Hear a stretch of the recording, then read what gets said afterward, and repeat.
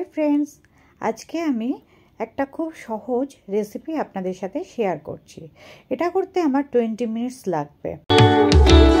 এর জন্য আমি নিয়ে নিচ্ছি একটা বাটিতে আটা আর ময়দা।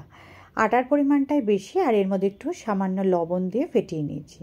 আর নিয়ে নিয়েছি 2টো ডিম, কাঁচা লঙ্কা, পেঁয়াজ, একটু শুকনো লঙ্কার গুঁড়ো আর হলুদ। এটাকে ভালো করে ফেটিয়ে নিচ্ছি।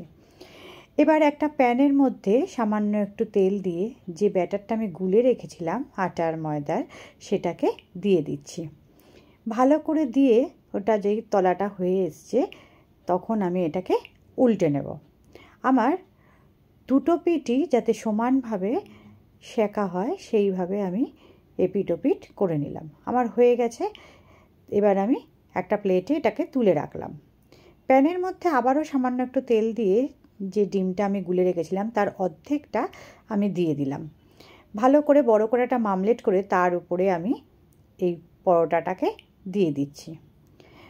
ডিমের মামলেটের সাথে পরোটাটা যখনই সেঁকা হয়ে যাবে তখন আমি এটাকে আবার উল্টে নেব। এবার এই পরোটার ওপরে আমি যে ডিমের যে বাকি যে গোলাটা ছিল সেটাকে দিয়ে দিচ্ছি। ভালো করে ওপরে ডিমের ব্যাটারটা ছড়িয়ে দেব যাতে মামলেটটা উল্টানোর পরে সমানভাবে থাকে। এবার খানিকটা বাটার নিয়ে আমি বাটারটাকে ক্রাশ করে দিয়ে দিয়েছি। এবার আমি খুন্তির সাহায্যে আবারও এটাকে উল্টে নিলাম।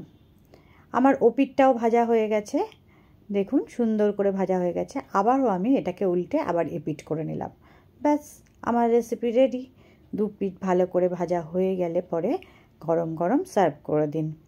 আমার রেসিপিটা আপনাদের কাছে কেমন লাগলো অবশ্যই বাড়িতে করে কমেন্টে জানাবেন। সাবস্ক্রাইব করতে ভুলবেন না।